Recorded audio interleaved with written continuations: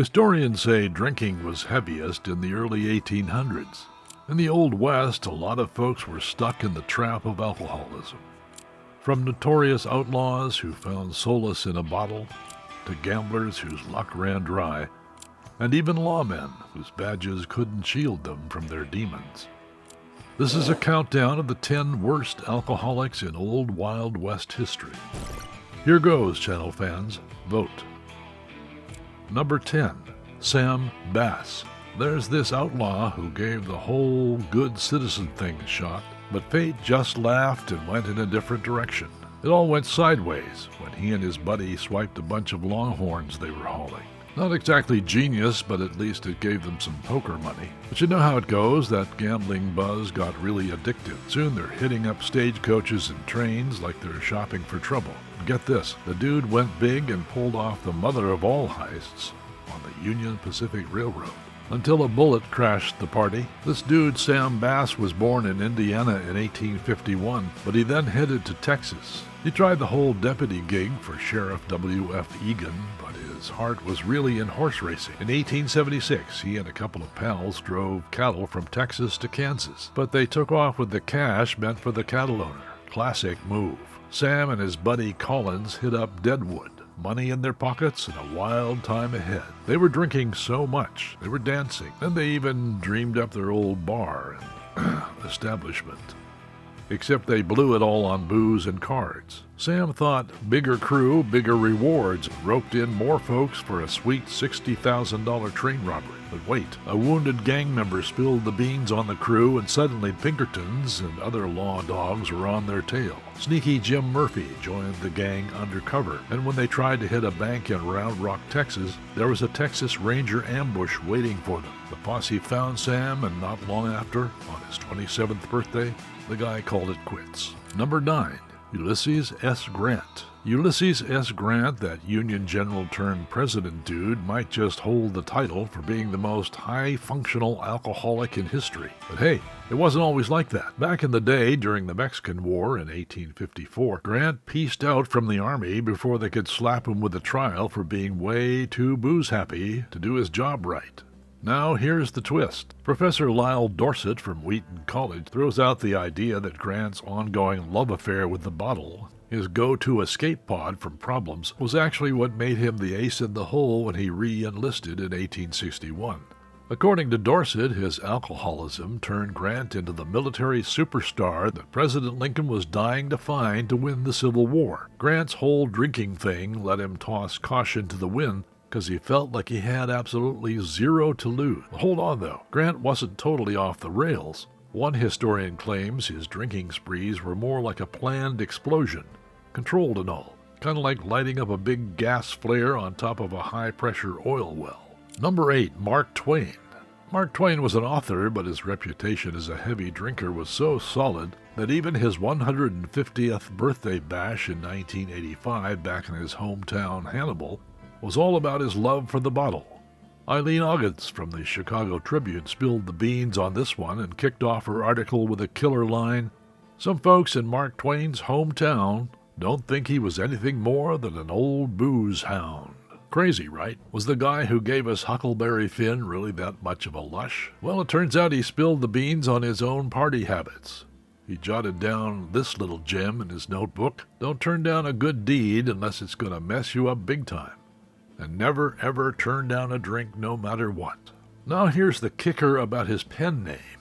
Twain liked to double fist those drinks, and that might be why he went by that name. In a letter to his wife, Livy, back in 1874, he blabbed about how he got all fancy with cocktails after hitting up London. He straight up told Livy he needed a specific drink before breakfast, before dinner, and just before crashing out. And get this, by 1875, he even got Livy on board with the whole drinking thing, and she wasn't even into it before. She started knocking back a beer every single night, all thanks to old Mark. Number 7.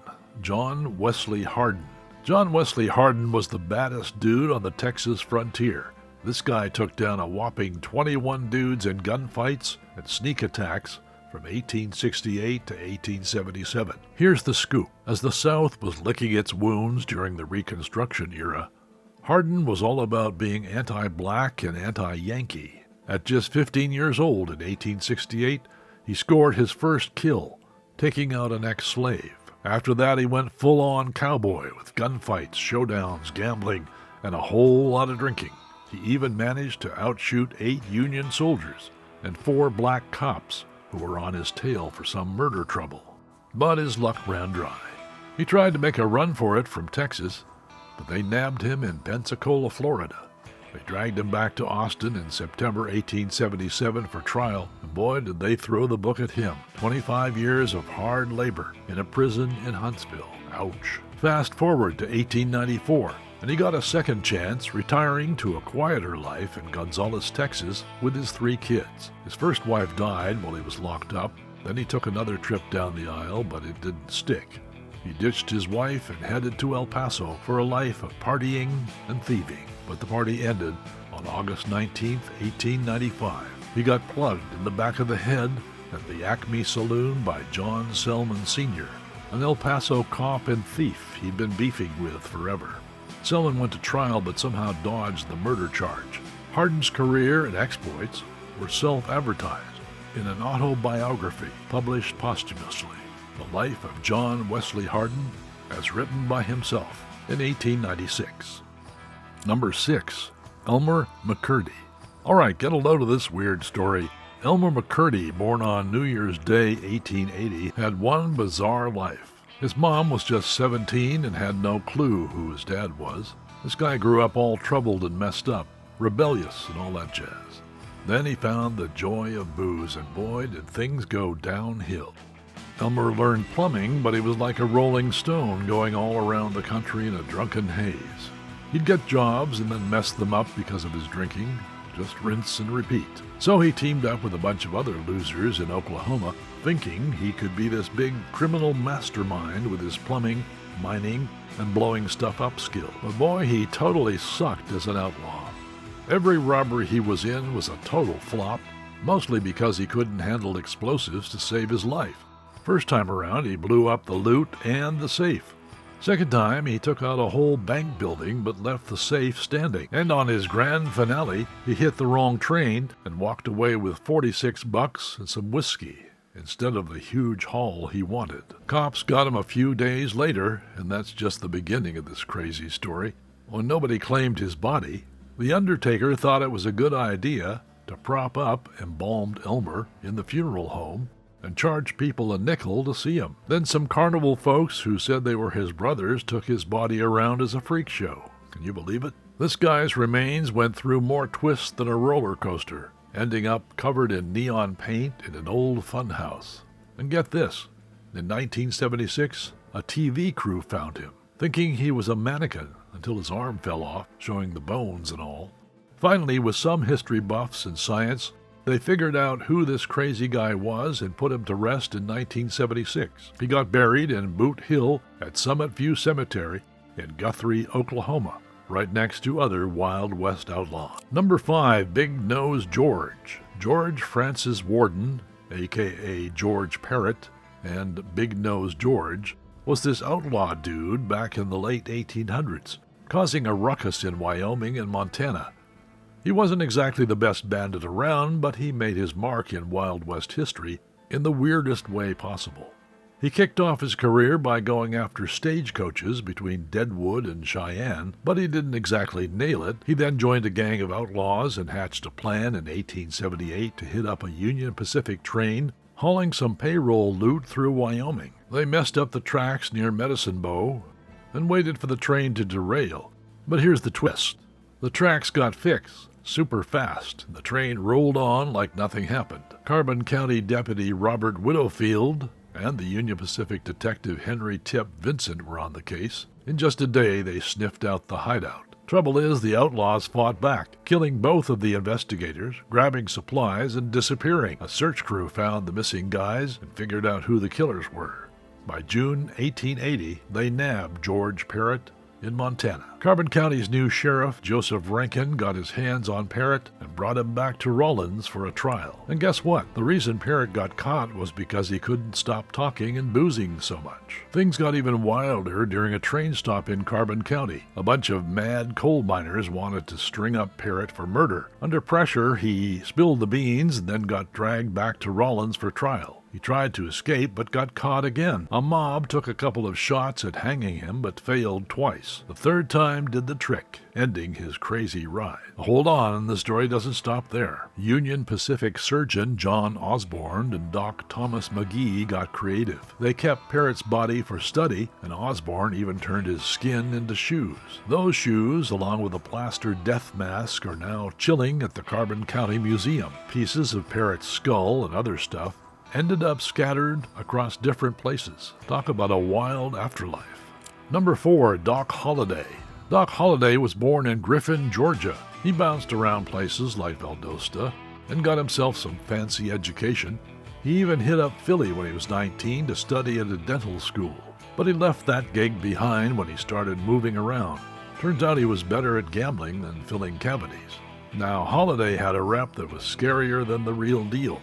They called him a fast gun and a killer, maybe even someone who's just looking for trouble. But honestly, he only took out a few guys in his whole life. He was a real oddball out in the West, an educated Southern guy who made his bucks by gambling, which rubbed some folks the wrong way. Now let me drop this quote on you from Wyatt Earp. Although he sometimes chugged down 3 quarts of whiskey a day, he was the slickest gambler and the quickest, deadliest dude with a 6-gun I ever laid eyes on. Holliday had his ups and downs thanks to his buddy tuberculosis. Mix in some drinking and later pain meds like laudanum, and you've got yourself a moody loner. But hey, he had friends all over the place from Colorado to Georgia, and when he was on his deathbed in 1887, low on cash, fellow gamblers and bar folks helped cover his bills. And let's get one thing straight. Unlike in that Tombstone movie, Earp wasn't hanging around when Holliday kicked the bucket at 36 years old. Number 3, Casey Tibbs. Casey Tibbs wasn't just some rodeo dude. He was like the Babe Ruth of rodeo. Like how Babe Ruth and Lou Gehrig rocked baseball, or how Jack Dempsey and Muhammad Ali owned boxing. And don't forget about Red Grange in football. So young Casey started riding in local rodeos when he was just 14. By the next year, he was all over the place, training bucking broncos and showing off his skills at rodeos from coast to coast. Get this, back in 1949, when he was just 19, Casey smashed records by becoming the youngest guy ever to win the National Saddle Bronc Riding Championship. And that was just the beginning. Between 1949 and 1955, he grabbed 6 PRCA Saddle Bronc Riding Championships, 2 all-around cowboy championships, and 1 bareback riding title. He was all about that purple shirt look and had this cool riding style that was all about balance and rhythm instead of brute strength. But hold on, he wasn't just a cowboy. In 1958, he hit up the TV show This Is Your Life. And get this, except for a quick break in 1969, he went full-on Hollywood, retiring from rodeo in 1964 to take on TV and movie gigs. He even had his own rodeo crew performing at the World's Fair in Brussels, and he was in movies like Born to Buck and Broncbusters. Outside the rodeo scene, Casey lived large. He had a taste for good-looking ladies and whiskey, and he didn't hold back when it came to spending his cash. Number 2, William Curly Bill Brosius. Now we have William Brosius, also known as Curly Bill Brosius, making a name for himself in the Wild West as a gunslinging outlaw who wasn't exactly best buds with the Earp crew during their Tombstone days. Folks think Curly Bill was in on taking down Morgan Earp, which didn't sit well with Wyatt Earp. So Wyatt took matters into his own hands and gave Curly Bill a taste of his own medicine. At one point, Curly Bill was like the poster child for outlaw status in Arizona. He rolled into the Arizona Territory around 1878 with his rep as a cowboy outlaw and rustler already in tow. This dude had a wicked sense of humor, especially when he was a few drinks deep. There are stories of him making a preacher dance with gunfire during a sermon and getting Mexican folks at a dance to strip down and boogie in the buff. Now here's the wild bit. On October 28, 1880, Curly Bill and his buddies got lit and started causing chaos in Tombstone. The town marshal, Fred White, tried to disarm the bunch, but things went south and a shot went off, hitting White in a rather unfortunate area. Wyatt Earp saw it all go down and he didn't hold back. He smacked Curly Bill with his pistol and slapped some cuffs on him. White didn't make it, passing away a couple of days after the incident. But before he kicked the bucket, he said the gunshot was an accident and that he didn't believe Curly Bill did it on purpose. It's kind of crazy. Even though Curly Bill was no stranger to causing some deaths, he actually had a soft spot for White and swore up and down that it was all a big accident. Number 1. Johnny Ringo. John Ringo, the legendary gentleman gunslinger, was found dead in Turkey Creek Canyon, Arizona. They made Ringo out to be this Shakespeare-quoting dude, smooth as butter with a gun. People thought he was like a British lord with his honor and courage. But here's the kicker. He didn't come from some fancy background. Nah, he was just a regular guy from Indiana. No formal education or anything. But he did have a knack for reading, playing up the whole refined gentleman thing. By the time he was 12, Ringo was already a crack shot with a pistol or rifle. He bounced from home at 19 and landed in Texas, where he got mixed up in a local feud known as the Hoodoo War. He offended a couple of dudes, but somehow dodged the law or broke out of jail when they tried to lock him up. Fast forward to 1878, and he was getting a rep as one of the meanest dudes in Texas, so he hit the road. By 1879, Ringo showed up in Arizona, hanging with all the outlaws and gunslingers in the mining town of Tombstone. His nickname was Dutch, and he was known as a quiet loner who was no joke with a gun. He practically lived in the saloons and had a bit of a drinking issue. Yeah, he was an alcoholic. And get this, not long after he arrived, he shot a guy dead just because the dude didn't want to grab a drink with him. Instead of jail, he just split town for a while. Now, here's where it gets murky.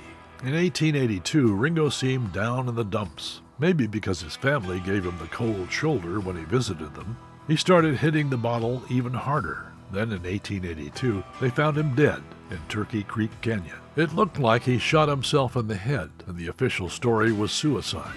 But some folks thought maybe his drinking buddy, Frank Buckskin Leslie, or a gambler named Johnny Behind the Deuce might have done it. To make things more tangled, Wyatt Earp later said he took down Ringo. Truth is, we're still in the dark about what really went down. And that wraps up our list of some of the worst alcoholics in the old Wild West. From gunslingers to outlaws, lawmen to gamblers, these people sure knew how to raise a glass, and sometimes a whole lot more. All right, that's it for today. Thanks for watching.